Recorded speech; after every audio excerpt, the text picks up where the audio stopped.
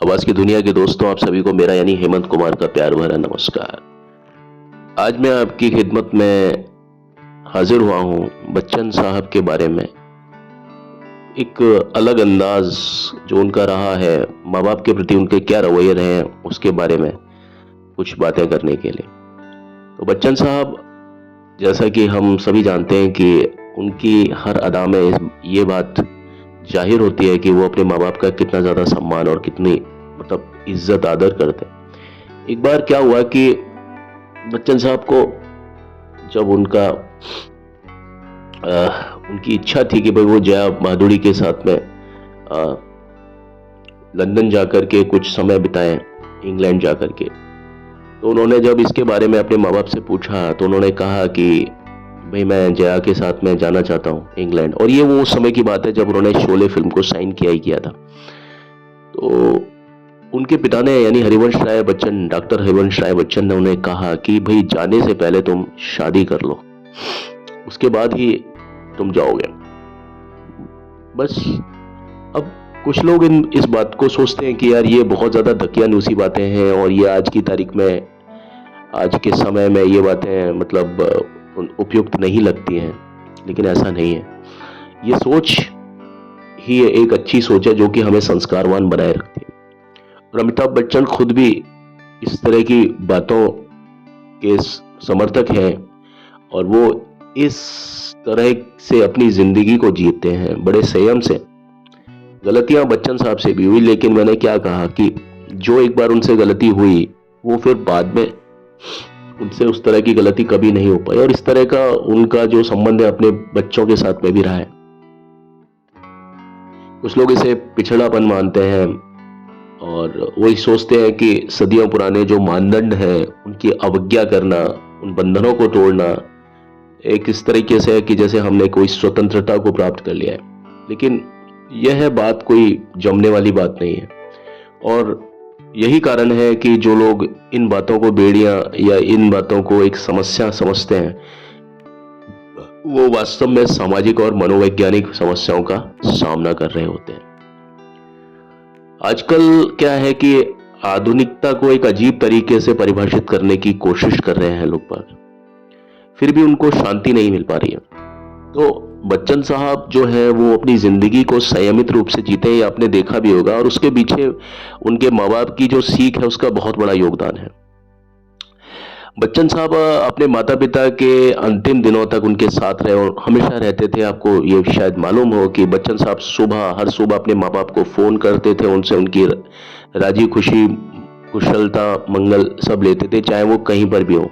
ऐसा कोई भी दिन नहीं जाता था जब बच्चन साहब अपने माँ बाप को सुबह सुबह फोन नहीं करते हो। जब वो घर पर रहते थे उस समय की बात अलग है, लेकिन कहीं भी जब शूटिंग लोकेशन चाहे कितना भी दूर हो, उनके दिन की शुरुआत, उनके दिवस का जो कार्यक्रम की शुरुआत हमेशा इस चीज से होती थी। आज बच्चन साहब के सिर से माँ बाप का साया उठ चुका है, लेकिन फिर भी जो उनके संस्कार हैं, जो उनकी शिक्षाएं हैं, वो हमेशा बच्चन साहब के साथ चलती हैं, रहती हैं। और ये उनको जिंदगी में बहुत बड़ा एक संबल, बहुत बड़ा एक सपोर्ट प्रदान करती है। और इस चीज को वो एक धरोहर मानते हैं और उनके हिसाब से ये चीजें होनी चाहिए। उनके माता पिता के अंतिम दिनों में, जब उनकी डेथ होने वाली थी, डॉक्टर हरिवंश राय बच्चन की और फिर तेजी बच्चन की भी, तो उस समय जहां तक हो सकता था बच्चन साहब उनके साथ में रहते थे, उन्हें आरामदायक स्थितियां देते थे पूरी तरीके से अपने। और उन्हें अपने बचपन की बातें भी याद हैं कि किस तरह से जब बच्चन साहब जिंदगी में संघर्ष कर रहे थे तो तेजी बच्चन यानी उनकी माँ किस तरह से उनके साथ पास में आके बैठती थी और एक सामान्य जो माँ होती है उसकी तरह आकर के उनके बालों में अपनी उंगलियां फिराती थी और उनको आश्वासन देती थी कि बेटा चिंता मत कर, सब सही हो जाएगा, चिंता मत करो बेटा, सब अच्छा होगा। उन्होंने इस बात को स्वीकार किया है बच्चन साहब ने कि उन्होंने कभी भावनाएं जो होती है ना, उनको अभिव्यक्त रूप में कभी प्रकट नहीं किया किसी के सामने भी, इधर इवन अपने मदर फादर के सामने भी। लेकिन एक वक्त ऐसा आया था जब उन्होंने ये चीज की, और वो समय था, आपको ध्यान होगा 1975 में, 1975 में, जब दीवार फिल्म की शूटिंग चल रही थी और उसकी स्क्रीनिंग के बाद में उनको ये चीज करने का बहुत अच्छा मौका मिला। यानी क्या होता है कि वो अपने माँ बाप के को महसूस करते हैं सारी चीजें, लेकिन वो कभी भी उस चीज को अभिव्यक्त उन्होंने नहीं किया कि कितना प्रेम, कितना समर्पण और कितना कितना एक होता है ना कि माँ बाप के लिए आपके दिल में क्या होता है, इस चीज को कभी व्यक्त करने का उन्हें मौका नहीं मिला। लेकिन ये जो फिल्म थी और इसमें जो स्क्रीनिंग हुई, और आपने देखा होगा वो जो मंदिर वाला जो सीन था आखिर में, जहां पर अमिताभ बच्चन का जो कैरेक्टर होता है विजय, उसकी मौत हो जाती है। उसके बाद में मतलब शशि कपूर साहब उनका पीछा करते हैं विजय का, और वो मार देते हैं गोली चला करके। उस जगह पर आप देखिए कि माँ का जो रोल था, वो बच्चन साहब मतलब जिंदगी में माँ का जो कैरेक्टर था, माँ और बेटे का जो कैरेक्टर था, उनके आपसी जो संबंध थे, किस प्रकार एक माँ अपने जिंदगी का बलिदान देकर के अपने बच्चे का मतलब होता है ना कि माँ और बच्चे के बीच में भी कुछ गलतफहमियां होती हैं जिंदगी परिस्थितियों की वजह से। दोनों एक दूसरे के दृष्टिकोण को पहचानते हैं, लेकिन माँ फिर भी यही चाहती है कि मेरा बेटा सही रास्ते पर चले। ठीक है, तो उस जगह पर वहां पर एक रिश्ता जो बहुत खुल करके दिखाया था, जिसमें सभी के मतलब जो पत्थर भी होगा उसके भी आंसू निकल आएंगे। मैं ये समझता हूँ, जिसने दीवार फिल्म को बहुत गहराई से देखा हो तो वो माँ और बेटे के बीच का जो केमिस्ट्री है, जो रिलेशनशिप है, बहुत गहराई है, वो उस चीज को समझ पाएंगे। तो इस बात के लिए बच्चन साहब रोज अपने माँ से मतलब उस समय अपनी बातों को कहने का मौका बच्चन साहब को मिला। यानी वो कई बार तरसते थे इन सारी बातों को कि मैं अपने माँ बाप के सामने अपने प्रेम को कैसे जाहिर करूं, कि मेरे दिल में, मेरी आत्मा में अपने माँ बाप के लिए क्या कुछ है, कितनी गहराई है, और वो क्या समझते हैं जिंदगी में, इन सब चीज़ों का के क्या मायने होते हैं। तो बच्चन साहब ने फिल्म दीवार के दौरान अपने माँ बाप को ये सारी बातें बहुत गहराई से बताई थी, क्योंकि वो होने को तो वो फिल्म का एक दृश्य है। आपने देखा होगा पूरी फिल्म माँ और बेटे के बीच के रिलेशनशिप पर लेकर के भी बहुत अच्छी तरीके से घूमती है। हालांकि बच्चन साहब उसमें उसमें मतलब एक नेगेटिव एलिमेंट बने हैं, गैंगस्टर बने हैं, लेकिन उसके बावजूद भी आप देखिए कि माँ और बेटे के बीच का क्या रिलेशनशिप होता है, गहराई होती है। और बच्चा जो होता है लास्ट में विजय, वो अपनी माँ के वचन के लिए अपनी जान दे जाता है। उसको छोटा वाला भाई गोली मार देता है, यानी उसका कर्म, उसकी ड्यूटी उसको इस चीज की इजाजत नहीं देती कि वो अपने भाई को छोड़ दे, क्योंकि भाई अपराध की दुनिया का बेताज बादशाह बन चुका होता है। बच्चन साहब ने कई फिल्मों में मतलब अधिकांशतः आपने देखा होगा कि बच्चन साहब या तो खुद मर जाते हैं फिल्म में आखिर में, या ज्यादातर फिल्मों में उससे भी कहीं ज्यादा अमिताभ बच्चन की जो माँ है, जो ऑन स्क्रीन जो उनकी माँ बनती है, ज्यादातर निरूपा रॉय। तो बच्चन साहब की माँ की जब डेथ होती है तो उनकी हालत आपने देखी है हर उस फिल्म में जहां पर बच्चन साहब की डेथ की माँ का देहांत होता है फिल्म में, तो बच्चन साहब ने उस तरीके से एक्टिंग किया, ऐसा लगता नहीं है कि एक्टिंग है, वास्तविकता है। और वास्तव में सही अच्छी एक्टिंग वो एक्टिंग होती है कि जहां आपको लगे कि ये एक्टिंग नहीं है, ये वास्तविकता है। एक्टिंग में से जब तक एक्टिंग खत्म ना हो तब तक वो एक्टिंग नहीं लगती है। कहने की का मतलब है, ये बड़ी विचित्र बात है कि कोई चीज जब उन तथाकथित दायरों को तोड़ देती है ना, तभी वो चीज जैसा कि उसका नाम है वैसी वो लग पाती है। तो बच्चन साहब ने जब भी कभी इस तरह के मार्मिक दृश्य दिए, कभी भी ऐसा नहीं लगा कि उन्होंने कोई एक्टिंग की हो, ऐसा लगता है कि ये वास्तविकता है। जितनी बार उनकी माँ जो भी कोई बनी, और ज्यादातर निरूपा रॉय ही बनी, लाल बादशाह तक फिल्म जो आई थी वहां तक निरूपा रॉय अमिताभ बच्चन की माँ ही बनी। तो वहां तक बच्चन साहब ने जब भी कभी वो डेथ सीन के ऊपर जब काम किया, जब वो चीज की, एक फिल्म थी शक्ति में आप देखिए उनकी माँ बनी थी राखी का जब डेथ हो जाती है तो बच्चन साहब उसको मतलब उस चीज को दर्शाने के लिए जो वो एक्टिंग की, जहां पर उन्होंने एक भी डायलॉग नहीं बोला और उसी फ्रेम में दिलीप कुमार साहब भी थे, वहां पर कैरेक्टर को बोलने लायक कुछ था ही नहीं, क्योंकि जब किसी की डेथ हो जाती है तो आपके मुंह से कुछ भी शब्द नहीं फूटते। वो एक अलग ही माहौल होता है उस समय की, हम कल्पना नहीं कर सकते, उसको फील ही नहीं कर सकते हम। वो चीज तभी होती है जब कोई डेथ वास्तव में आपके सामने इस तरह से हो जाती है, मां की मौत हो जाती है तब। तो बच्चन साहब ने जब भी कभी एक्टिंग की है तो वो इस खास तौर पर इस तरह के सीन तो ज्यादातर वो डबिंग नहीं करते थे। क्यों? क्योंकि वो उतनी गहराई में उतर जाते थे, उतनी गहराई में उतर जाते थे कि वो फिर बाद में वो चीज डबिंग में भी लाना बड़ा टफ हो जाता था। क्योंकि जब हम कोई चीज को डब करते हैं तो वो सीन नहीं होता है हमारे सामने, हम सिर्फ हमारे सामने माइक होता है और हमको बोलना होता है। लेकिन जब हम उस चीज को फिल्म में करते हैं, शूटिंग पर करते हैं, तो वहां पर हमारे सामने सारे कैरेक्टर मौजूद होते हैं और वो जो माँ होती है ना, वो सामने मर रही होती है, भले ही वो एक्टिंग कर रही है निरुपा राय, लेकिन वो सामने होती है। तो इस तरह से आपने देखा होगा कि उनके कई जो इस तरह के डायलॉग्स होते हैं, जब बहुत ज्यादा हाई मोमेंट को उन्होंने दर्शाया है, वहां पर उन्होंने कभी भी डबिंग नहीं की। आपने देखा होगा पीछे से कैमरे की, ट्रॉली की आवाजें भी आती हैं, लेकिन बच्चन साहब ने कभी भी इस तरह की चीजों को किया नहीं कि वापस उस चीज को किया। चाहे वो फिल्म शक्ति हो, चाहे दीवार हो, दीवार का आखिरी भी सीन होता है, मंदिर वाला सीन है, उसमें भी कोई डबिंग नहीं है। और जब वो मां के हाथ में मर जाते हैं तब भी कोई डबिंग नहीं है। और ऐसे ही कई बहुत ज्यादा गहराई वाले जो सीन होते हैं, इवन इवन आपके कॉमेडी वाले जो सीन होते हैं उसमें भी, जैसे सत्ते पे सत्ता फिल्म में जो एक कॉमेडी का जो सीन है, जहां पर वो बैठ करके शराब वराब पीते हैं, मतलब कैरेक्टर ऐसा होता है कि उनको शराब बैठ करके पी रहे हैं, किसके साथ? अमजद खान के साथ में।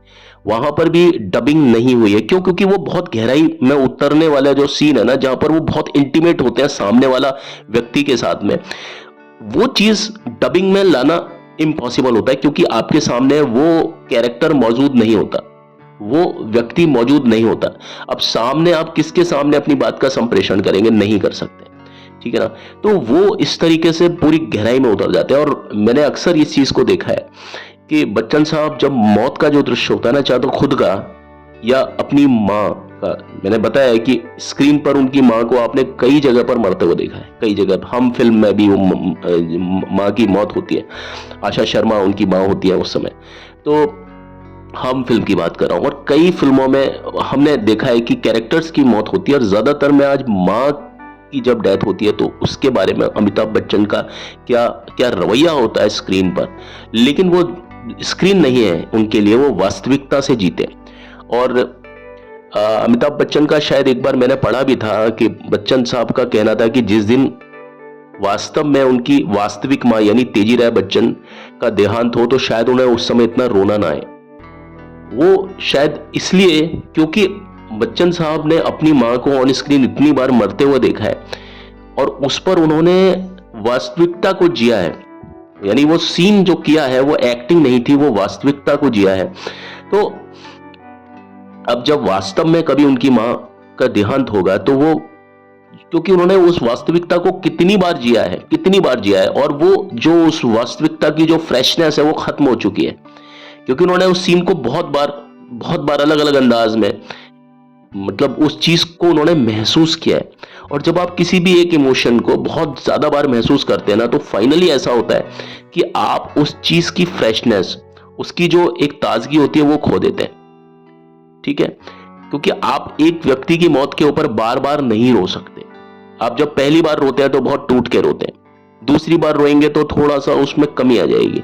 लेकिन एक समय ऐसा भी आएगा कि जब आप उस व्यक्ति की, चाहे वो आपका कितना ही प्रिय व्यक्ति क्यों ना हो, चाहे वो आपकी माँ हो, चाहे वो आपके पिता हो, अगर आप, चाहे वो आपका बेटा हो, कोई भी हो, आप अगर उस व्यक्ति के लिए बार बार अगर रोएंगे ना, तो एक समय ऐसा भी आएगा कि आपकी आंखों से आंसू नहीं निकलेंगे। हो सकता है आप चाय पी रहे हो, चाय की चुस्की ले रहे हो, और चुस्की लेते लेते आप अपनी मां के देहांत के बारे में दोस्तों से बात कर रहे हो, और आपके चेहरे पर एक हल्की सी मायूसी है, लेकिन आपके हाथ से जो चाय का कप है वो बिल्कुल भी हिल नहीं रहा, और चाय के कप को होठ टच कर रहे हैं, बिल्कुल छू रहे हैं, और उसमें किसी भी तरह का कोई भी रुकावट नहीं है। एक सेकंड का भी आपका हाथ नहीं डगमगा रहा, उस होठ तक पहुंचने में वो समय नहीं ले रहा। जितना उसको समय लेना चाहिए सिर्फ उतना ही वो समय ले रहा है। वो समय भी आता है जिंदगी में। तो अमिताभ बच्चन ने यही कहा कि भाई, मैं समझता हूं कि जिस दिन मेरी वास्तविक मां यानी तेजी राय बच्चन का देहांत होगा तो शायद मुझे इतना दुख महसूस ना हो, क्योंकि वो दुख मैंने अलग अलग जगह पर कितनी ही बार अपनी मां को स्क्रीन पर मरते हुए देखा है, और उन चीजों को हमने जीवंत किया है। मैं ये तो नहीं कहता कि जब उनकी वास्तविक माँ तेजी राय बच्चन का देहांत हुआ होगा तो बच्चन साहब को रोना नहीं आया होगा, लेकिन फिर भी मैं ये मतलब हम उस स्थिति में नहीं पहुंच सकते, क्योंकि उस स्थिति को तो सिर्फ बच्चन साहब ही बयान कर सकते हैं। क्योंकि वो चीज भाई जो इंसान भुगतता है वो जानता है, हम सिर्फ महसूस कर सकते हैं। भुगतता वो है जिसके साथ वो चीज बीतती है। तो बच्चन साहब ने इस तरह से मतलब अपने माँ बाप के साथ में जो उनका एक तारुफ रहा है, और एक उनका जो ब्लॉग है वो मैंने पढ़ा था, उसमें लिखा हुआ है कि भाई वो अपने माँ बाप से वो शक्ति चाहते हैं और वो पिता से वो ज्ञान चाहते हैं। माँ से वो शक्ति चाहते हैं और पिता से ज्ञान चाहते हैं। और वो ज्ञान और शक्ति वो रामायण के रूप में भी हो सकती है, हनुमान चालीसा के रूप में, गुरबानी के रूप में होती है, जो कि उनके घर में लगातार वो सारी चीजें बजती रही जब उनके पिता ने मतलब अंतिम सांस ली। वो अपनी जिंदगी में अपने पिता की कविताओं को, उनके दर्शन और उनके जीवन के प्रति उनके क्या दृष्टिकोण, क्या व्यू पॉइंट रहे, उनसे बहुत ज्यादा प्रभावित रहे। और वास्तव में जब खुद वो बहुत परेशानी के दौर से गुजर रहे थे, बहुत संघर्ष की स्थिति से गुजर रहे थे, जहां वो अपने आप को प्रूव नहीं कर पा रहे थे और असफलता पर असफलता उनके पास सामने आ रही थी, और वहां पर उनकी पिता के द्वारा कही गई कविताएं और उनके जिंदगी को जीने के दर्शन और जीवन के प्रति उनके दृष्टिकोण ने उन्हें बहुत ज्यादा सहारा दिया। और ये उनके लिए मतलब एक ज्ञान के मोती हैं। आज अगर आप देखें तो उनके पिता की जो कृति है, मेरे ख्याल में मधुशाला, उसको तो हर कोई जानता है, और बच्चन साहब ने उन्हें कई मौकों पर सुनाया भी है और उन्हें अच्छा लगता है। अगर कोई फिल्म उनको बोलता है ना, कोई किसी फिल्म का डायलॉग सुनाओ, तो हो सकता है वो नहीं सुना है, लेकिन मधुशाला का जिक्र आते ही तो वो खुद अपनी तरफ से ही बोलने लग जाते हैं और उसकी एक पंक्ति वो हमेशा सुनाते हैं सभी को। और वो पंक्ति ऐसा नहीं है, वो पंक्ति उनके जिंदगी से जुड़ी हुई पंक्ति है। वो कहते हैं जब इस पंक्ति ने मेरी जिंदगी में काम किया तो लोगों के लिए वो ये क्यों काम नहीं करेगी। पंक्ति मतलब एक लाइन, तो बोलते हैं उस लाइन को, बड़ी छोटी सी लाइन है लेकिन उसका मीनिंग बहुत गहरा है कि मन का हो तो अच्छा और मन का ना हो तो और भी अच्छा। इसका अर्थ यह है कि आप जो चीज दिल से चाहते हैं अगर वो हो जाए तो बहुत अच्छी बात है, और अगर ऐसा ना हो पाए तो और भी अच्छी बात है, क्योंकि तब वो सारी जो चीजें होती हैं वो आपको ये मान लेना चाहिए कि वो ईश्वर की इच्छा है। और ईश्वर जब भी कभी आपके लिए सोचेंगे वो हमेशा अच्छा सोचेंगे, और वो उस चीज से ज्यादा अच्छा सोचेंगे जो कि आप अपने खुद के लिए सोच पाते। तो बच्चन साहब का अपने माँ बाप के प्रति क्या रवैया रहा, जिंदगी को जीने का उनका क्या सब तरीका रहा। और अपने पिताजी को उन्होंने कभी भी लाइफ में कभी डैड नहीं बोला, कभी अपने पापा, मतलब वो अपने पिताजी को जिंदगी भर हमेशा बाबूजी बोलते थे। आज भी जब भी कभी वो संबोधन करते हैं हरिवंश राय बच्चन जी को, तो वो हमेशा बाबूजी के नाम से ही संबोधन करते हैं। और वो इस तरह की चीजों से ग्रस्त नहीं है कि भाई मैं कोई हीन भावना से भरा हुआ कोई शब्द है जिसमें आपको कोई इमोशन कैरी होता है ना, वो कभी भी शब्द कोई हीन भावना पर आधारित नहीं होता। उन्हें एक शब्द है बॉलीवुड, वो भी उन्हें पसंद नहीं है। उन्हें नहीं लगता, उसमें लगता है कि यार इसमें बॉलीवुड में एक अधीनता की बू आती है, ऐसा लगता है उनको। तो कभी भी वो बॉलीवुड का यूज नहीं करते, वो सिनेमा का यूज कर लेंगे, वो फिल्म का यूज कर लेंगे शब्दों का, लेकिन कभी बॉलीवुड शब्द का यूज नहीं करते। और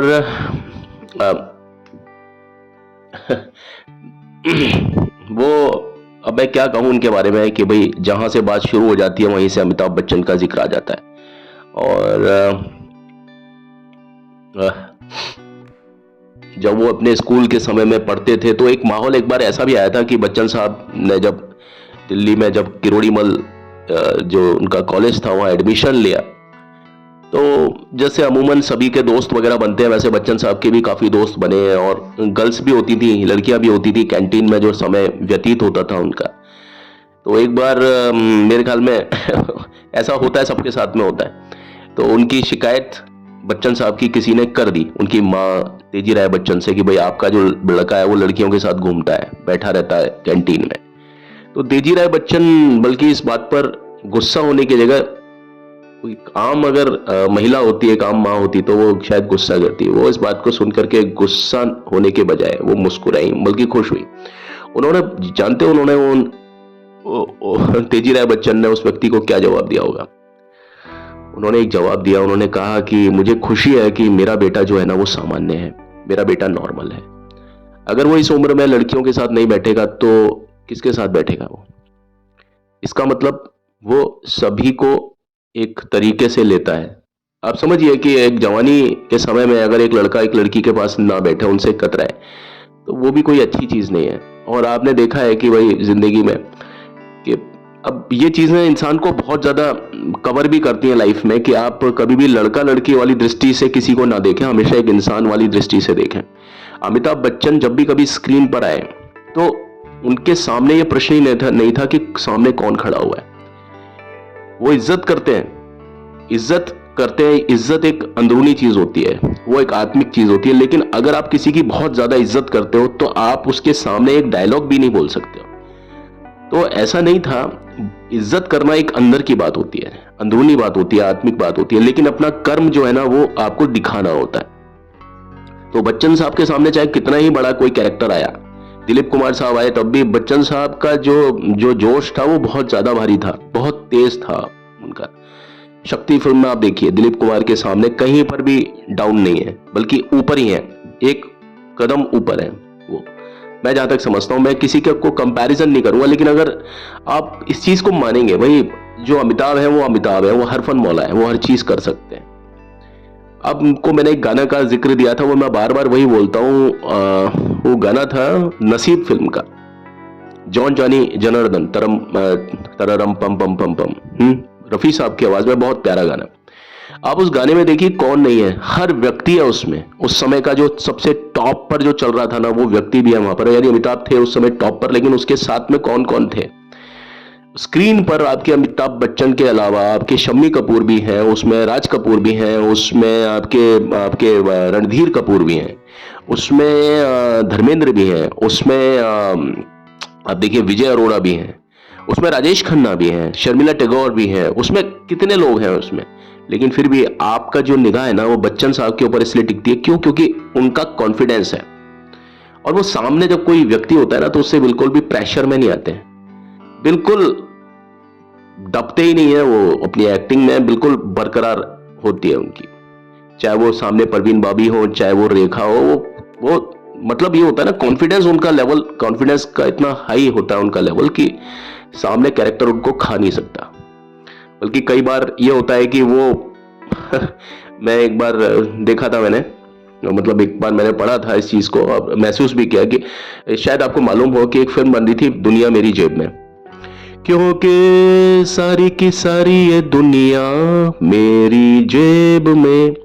अब ये जो गाना, ये जो फिल्म थी ना, ये किसने बनाई थी? ये बनाई थी टीनू वर्मा साहब ने, सॉरी टीनू आनंद ने, टीनू वर्मा तो फाइट मास्टर है।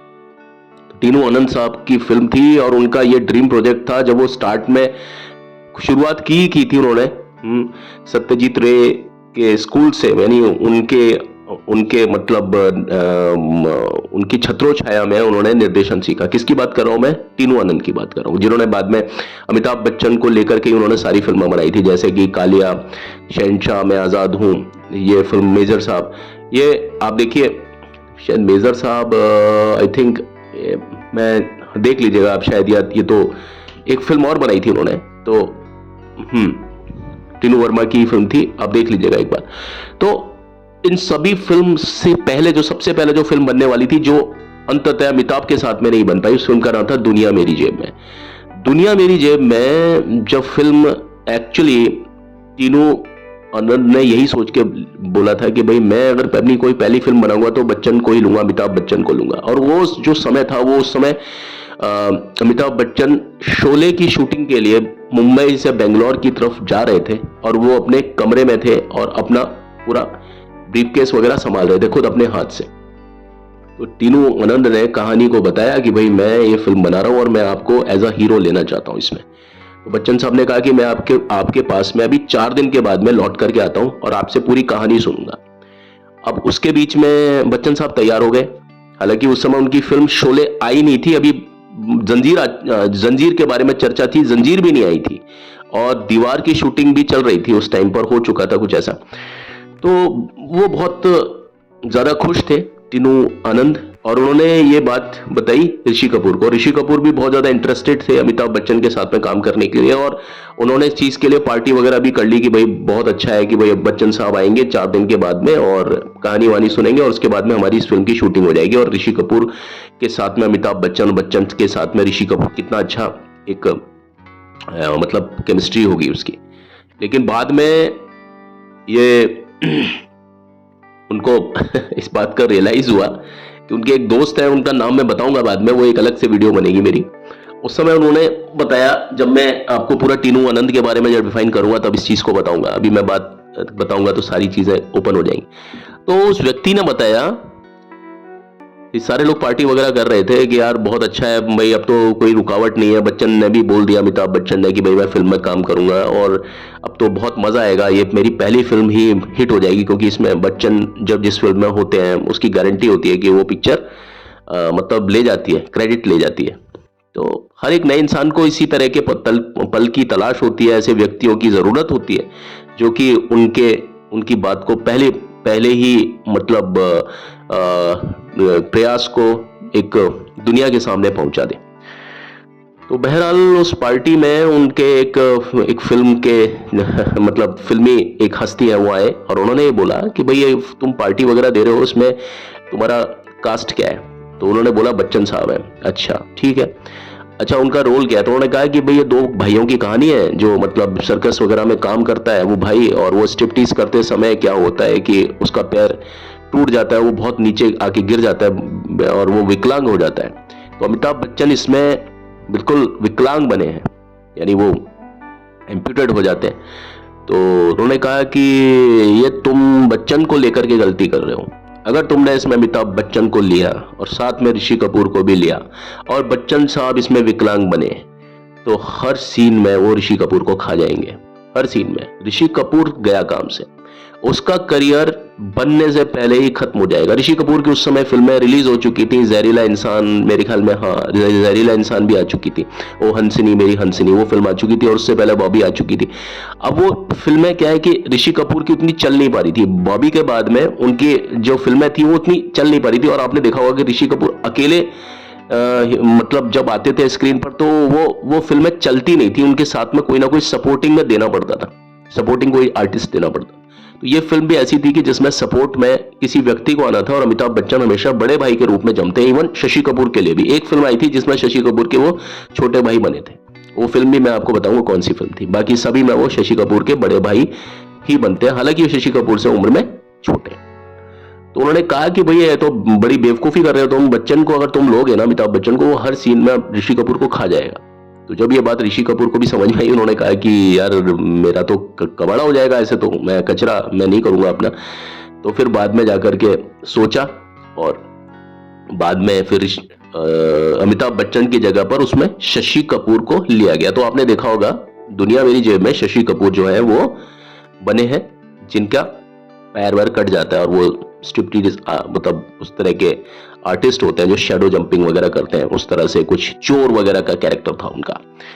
तो ये आप समझे कि अमिताभ बच्चन का जो प्रोमिनेंस था वो इतना ज्यादा बहुत बहुत अलग किस्म का हुआ करता था कि वो उस चीज में खो जाना, और लोगों के अंदर भी इस चीज को लेकर के एक वो था कि भाई बच्चन साहब जो करते हैं वो बहुत लाजमी तौर पर करते हैं, स्क्रीन पर उस तरीके से उनकी बात आती है। चलिए आज की बात मेरी कहां से होकर के कहां निकली, लेकिन वही है कि रास्ता वही अच्छा होता है जो सीधा रास्ता ना हो, जहां से पगडंडियां हटे, कहीं धीमा कभी तेज, कभी धीमा कभी तेज। लोगों ने कई बार कमेंट भी किया है मेरे ज्यादातर कि भाई नरेशन स्लो है, लेकिन वो शुरू के मेरे जो वो थे जो मेरे वीडियोस थे उसमें नरेशन वास्तव में थोड़ा स्लो इसलिए था क्योंकि मैं समझता हूं कि जो बातें आप बताई जाती हैं आज की तारीख में, आज की जनरेशन को शायद वो चीजें ना पता हो। तो एक चीज को जब आप थोड़ा स्लो बोलते हो ना, तो उनको वो चीज बहुत आराम से बहुत प्यार से समझ में आती है। अदरवाइज कोई दिक्कत नहीं है, ज्यादा फास्ट बोलना भी मेरे ख्याल में गलत है, लेकिन मैं समझता हूं मैंने थोड़ा सा अपना पेस थोड़ा सुधारा है, सुधारा मतलब थोड़ा फास्ट किया, जैसा कि आप समझते हैं। चलिए आज की वीडियो में बस इतना ही, और अगली वीडियो में आपके समक्ष एक विषय लेकर के प्रस्तुत होता हूं। तब तक के लिए मुझे आज्ञा दीजिए। बट जाने से पहले मेरी हर बार की तरह से आपके समक्ष यही एक रिक्वेस्ट है कि प्लीज मेरे चैनल को like share subscribe comment please जरूर कीजिए, और बस आप सभी खुश रहें, आबाद रहें, मस्त रहें। Take care and have a nice time. Bye.